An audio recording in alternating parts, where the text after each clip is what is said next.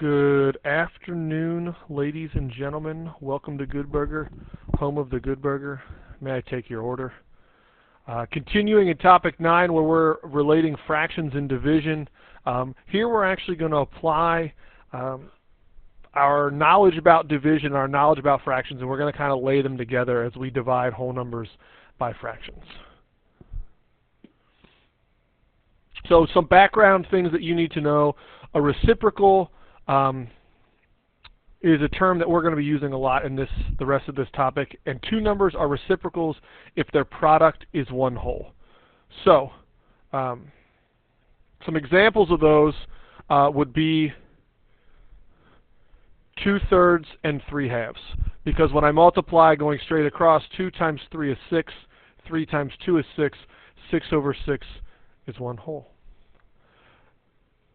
Right? 4 and 1/4 are reciprocals because 4 over 1 times 1 over 4. Right? 4 times 1 is 4. 1 times 4 is 4. 4 over 4 equals 1. So why don't you try this one on your own? Tell me what would be the reciprocal of 3/4. If you said 4/3, you're absolutely correct. Right? Because if I do this, right, if I flip that upside down, 3 times 4 is 12. 4 times 3 is 12. 12 over 12 equals one whole. Notice that reciprocals are just flipping your numbers upside down. That regardless of what fraction we have, 1/5, 2 over 7, right, 3/8, that we can turn these into reciprocals by multiplying, right, flipping it upside down. 1 over 5 becomes 5 over 1. Multiplied together, you get 5 over 5, one whole. 2 over 7, flipped upside down, 7 over 2, gives me 14 over 14. 3/8 multiplied by 8/3 gives me 24 over 24. All of these equaling one whole.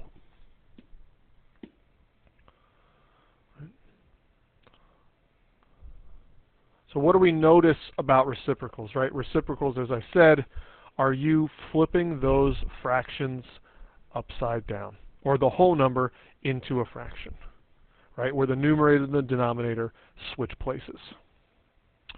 So this is just in, we have an urgent news flash regarding division of fractions. Right? To divide a whole number by a fraction, you won't actually divide. That's correct. I'll say it again. To divide a whole number by a fraction, you will not actually divide. Instead, you're going to multiply that whole number by the reciprocal of the fraction. Right? And what that means is, and I'll show you this in more detail, what that means is if I have 8 divided by a half, I am not going to divide this by a half. Instead, I am going to take my whole number, I am going to actually multiply it by the reciprocal of the fraction, meaning I'm going to flip that fraction upside down. Upside down. All right. So there's a shortcut to this, and then we'll talk about why it works. So the shortcut to this, and the 3 simple words you need to remember, are keep, switch, flip. And they're going to occur in that order. So if we take 4 divided by a half, right, that's 4 candy bars.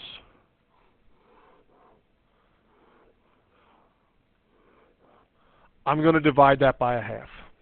We are going to keep the first number the same. We are going to switch our division symbol to a multiplication symbol, and we are going to flip our fraction upside down. Notice that the 4 stayed a 4. Division switched to multiplication. 1/2 flipped upside down, where the 2 that was in the denominator is now in the numerator. and I can multiply going straight across. 4 times 2 is 8, 1 times 1 is 1, 8 over 1 gives me 8. You're probably saying, Mr. Heckman, wait, how does that work? Why does that work? And let me show you on this picture right here. Here are 4 candy bars, 1, 2, 3, 4. I am going to divide them into halves. I am going to make half-size groups, meaning I'm going to split this candy bar in half. I'm going to split this candy bar in half. I'm going to split this candy bar in half. I'm going to split this candy bar in half. I have 1 halves, 2 halves, 3 halves, 4 halves, 5 halves, 6 halves, 7 halves, 8 halves. How many groups of 1 half do I have? I have 8. Right? I have 8. I have 8. So basically what I've done here, right, in splitting this up into half-size groups is that I am multiplying, right, I'm multiplying my candy bars here by 2, because instead of having 4 pieces, I end up with 8 pieces that are half of a candy bar each. Let's look at a few more examples. Okay, so a pizza makes circular pizzas. They cut them into eighths. All right, here we go. This is 1 pizza. All right. So what I'm looking at here, right, each piece is an eighth of the pizza. How many eighths are in 3 whole pizzas? 3 whole pizzas divided by an eighth. All right, so here's 1 pizza. We're going to pretend that these pizzas are the same size and that Mr. Heckman is a wonderful artist. Okay. So how many slices are in my first pizza? That'd be 8. How many slices are in my second pizza? Also 8. How many slices are in my third pizza? Also 8. For a total of 24 slices. Keep, switch, flip.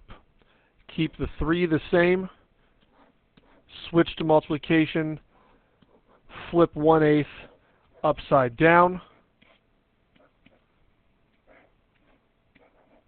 When I multiply going straight across, I end up with 24 over 1, or 24 slices. Again, in my first pizza, I had 8 slices. In 2 pizzas, that makes 16. In 3 pizzas, that makes 24 slices. Right? How many eighths, right? How many slices are in those 3 pizzas?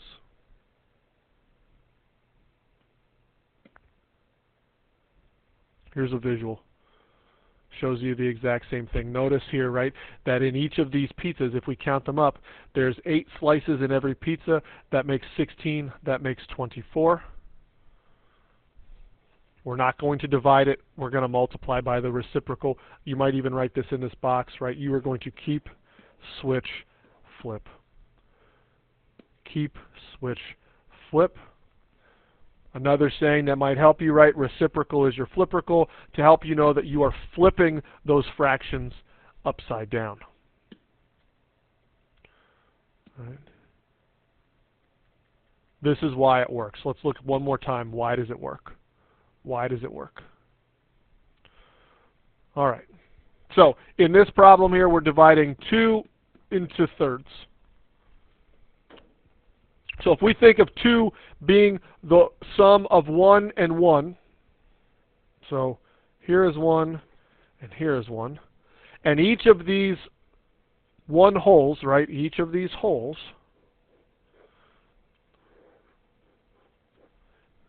is the sum of 3/3. 1/3, 2/3, 3/3, 1/3, 2/3, 3/3. So how many thirds can I make here? 1, 2, 3, 4, 5, 6. There are 6 groups, right, in 2 divided by a third. Right. Another picture to show you, right? How can I divide 2 into thirds, right? Here's my candy bar, my 1 candy bar where I'm splitting it into thirds. My second candy bar I'm splitting into thirds. Okay? There are 1, 2, 3, 4, 5, 6 groups. Right? Let's keep, switch, flip. 2 stays the same. Switch to multiplication, flip a third upside down. That gives me 6 over 1, or 6. Or 6. All right. I'd like you to pause the screen right now and try a couple.